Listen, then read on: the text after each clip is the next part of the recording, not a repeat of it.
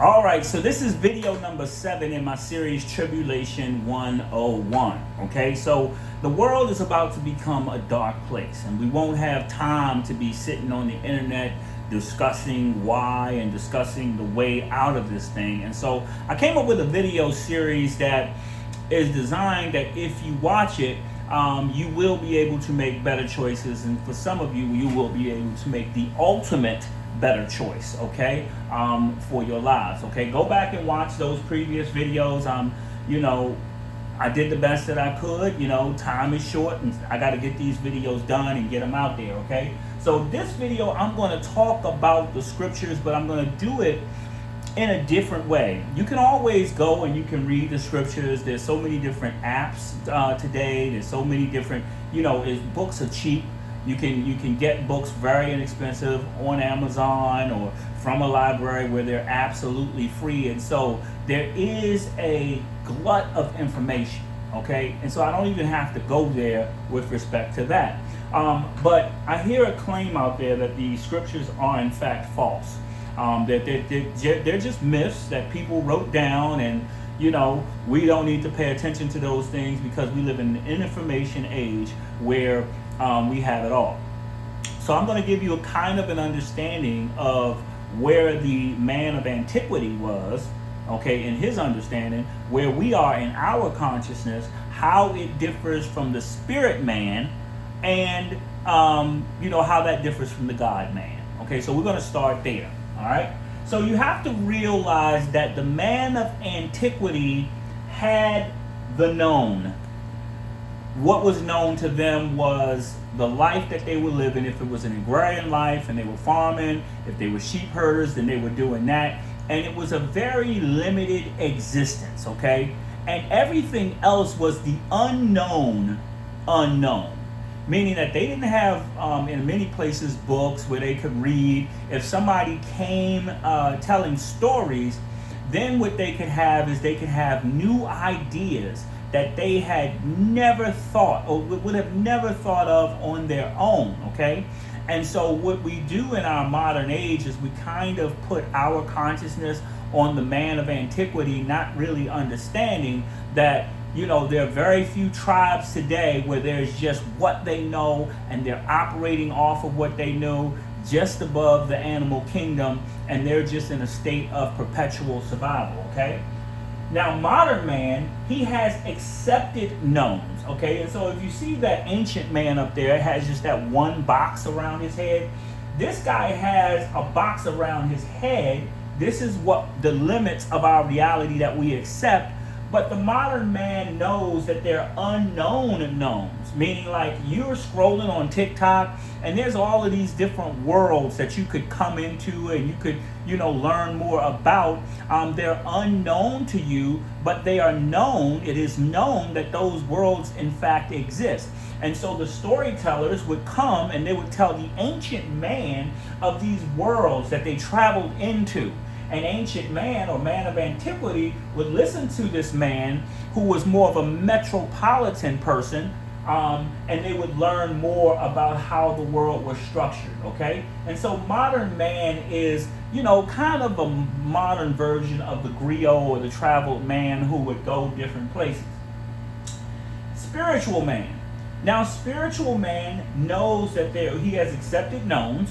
You see that big box around him. But you also see all of these little boxes inside the big box, okay? And so he knows that there are known unknowns or mysteries, okay? The modern man doesn't necessarily bother himself with anything that is mysterious.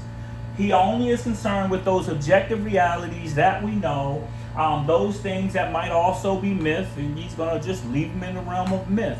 But what the spiritual man knows is that there are known unknowns, that there's a world of mystery that we don't know anything about. Now enter the God man. And the God man is what we would call all-knowing. So an all-knowing being would know these unknown knowns, okay? And they would know everything else also, okay? And so, question 1, are the scriptures false? I'm going to say no. especially as it relates to the Bible. A lot of people are trying to say that Jesus was someone who never existed. But what we have to do is we have to go back into Hebrew culture, and we have to understand that any truth had to be established by having more than one witness. So if you had 2 witnesses or 3 witnesses, that would establish the veracity of the truth that you were trying to establish. In the case of Jesus Christ, they had 4 gospels, okay? And these are the things that they said, okay, these things we can say absolutely happened, even if we can't say that all of the things that they're saying that Jesus did are true, okay? And so, I think at the end of the book of John, it says, if we were to try to write down, now you got to put yourself in the ancient world again, not in the modern world where, we have so many different avenues of writing things down. But then they had parchment and that kind of thing, and they didn't have a lot of books, but they said if we tried to write it down, we wouldn't have enough books in which to write down the things that Jesus did, okay? And so if you just read those stories over and over, what you can see is that, yes, some of them differ a little bit, but that's because a person may have known this part or seen this part or had a perception about it that it happened this way, where somebody else looking at it from their particular standpoint said, no, it happened this way, okay? The truth is still the same, but it's just perspective. You know what I mean? It's almost like you see a melee and then there's an argument about what started it. Was it the fact that he threw the first punch, or was it the fact that somebody threw a bottle and the bottle didn't hit anybody, but it crashed and it caused somebody to throw the first punch? You see what I'm saying? Okay. So the second thing that I want to talk about is man's influence over anything, okay? And so, what we have to understand is that when man gets his hand on anything, and that includes the scriptures, there is going to be something called manipulation, okay? Man manipulates, okay? And all you have to do is understand that man manipulates, and you'll be better off for it, okay? And so what 2 primary ways do man manipulate anything? Man wants to control, okay? And so before, I think it was 1187 AD, before John Wycliffe came and translated the Bible into English, you had to get the Bible from the church, okay? And I'm not talking about this modern day church, but I'm talking about the church which usurped Christianity, and they said, we're going to control it, and if you don't allow us to control you, you will not have the word of God. Okay, and so then we had the Reformation movement, and now everybody has a Bible, and it's the reason why you don't read it. It's like, no, you couldn't read it back then, you don't read it now. But then the context. So man changes the context of things to fit his fancy, so to speak, to fit his reality. And so these are the 2 things that you have to watch out for, and this is the reason why you have to read the word for yourself. You have to read the scriptures for yourself, because man will put a thing into the context that agrees with his reality. Okay? And so as time changes, as space changes, as circumstances change, what you want to do is you want to be going back to the source material so that you can find out what the word that it transcends space and time is saying, but you want to find that out for yourself. Make those discoveries for yourself. The next thing I want to talk about are seals, okay? Those unknown knowns, okay? And the breaking of those seals. And so the God-man can come into the picture, and he can break the seals or the mysteries that are in the book. Now, the best way to understand this is to think about a mystery.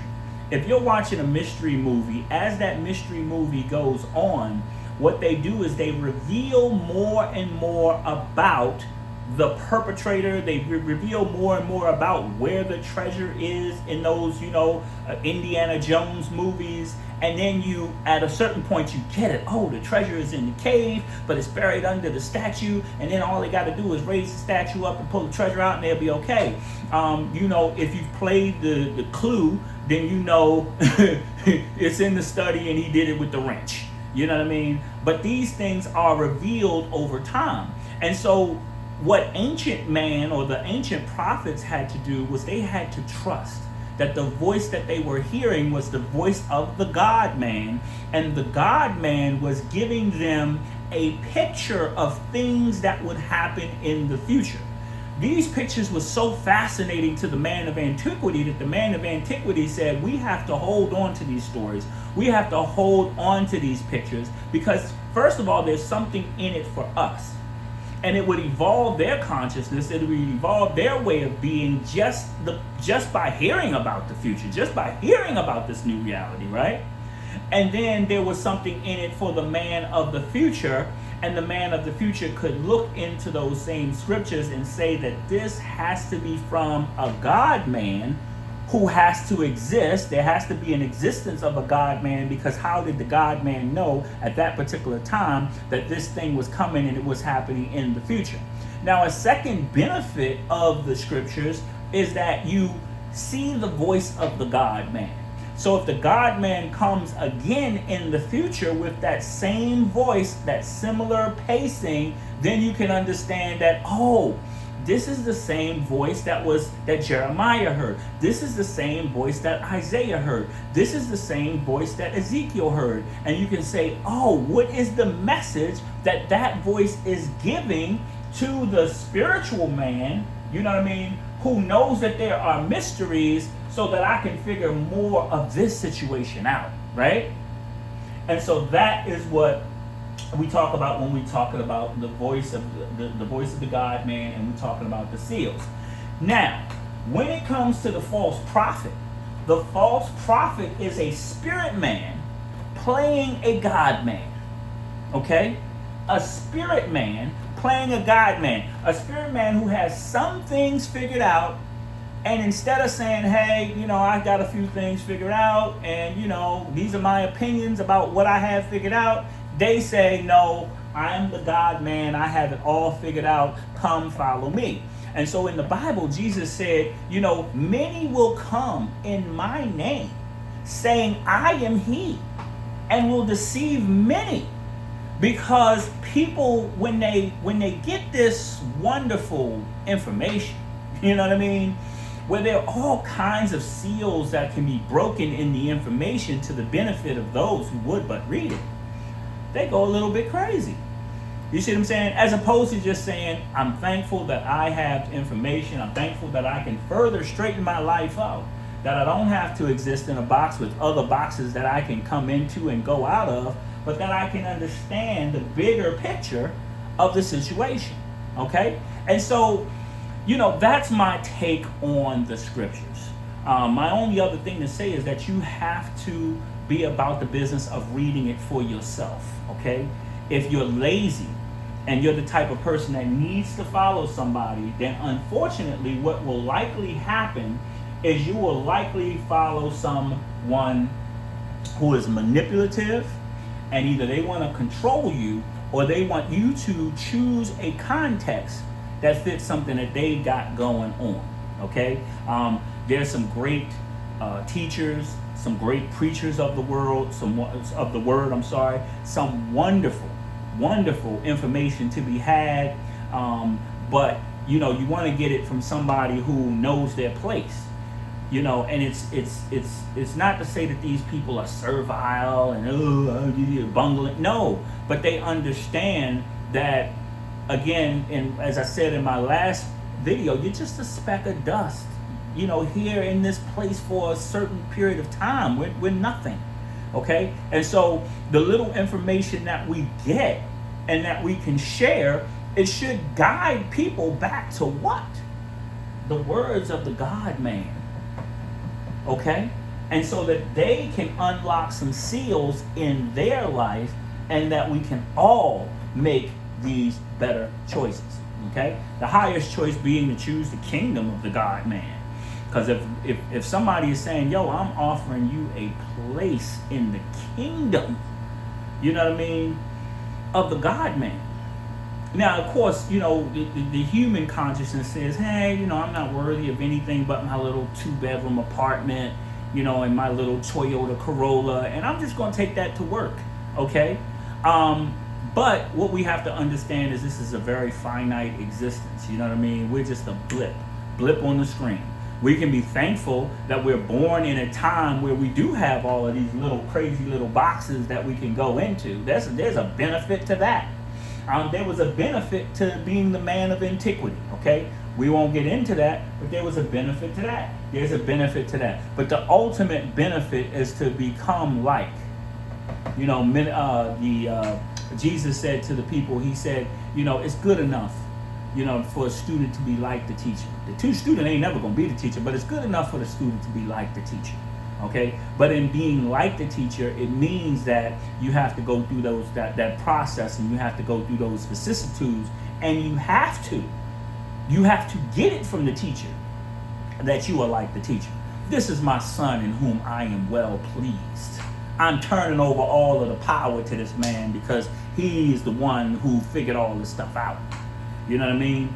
And so it's not for you to say unto yourself, you know, which is manipulation. This is just a natural thing that man does. Man goes, this is a little crazy. It's the craziness in man. Manipulation is the craziness that belongs to man. Okay? And just, you know, always check yourself on your manipulation of anything. Now, if you're just trying to manipulate it so that you can create your own little domain and your own little situation and, you know, and call it your own and invite people into it, that's fine and all well and good. But to be manipulating the words of the God man, that's not a good idea. That's not a good idea. Say what the God man said and say, hey, this is my opinion of what the God man said, and leave it at that. I'm going to catch y'all on the next one. Peace.